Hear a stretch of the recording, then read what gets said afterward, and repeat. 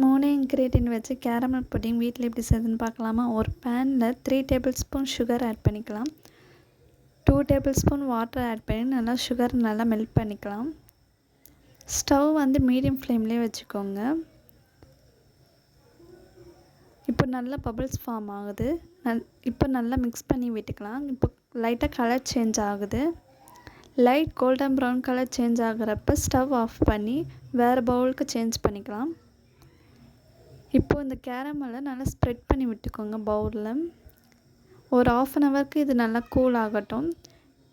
Next வேறு bowl எடுத்து 2 எக்கு 2 டேபிள் ஸ்பூன் சுகர் ஆட் பண்ணி நல்லா மிக்ஸ் பண்ணிக்கோங்க.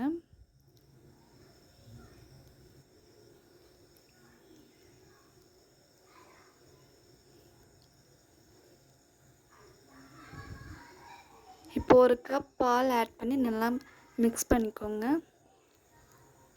இப்போ அந்த கேரமலோடு இதை ஆட் பண்ணிக்கலாம். நல்லா ஈவனாக ஸ்ப்ரெட் பண்ணி விட்டு ஒரு இட்லி குக்கரில் ஒரு 45 மினிட்ஸ்க்கு நீங்கள் பேக் பண்ணி எடுத்து நல்லா கூல் பண்ணி எடுத்தீங்கன்னா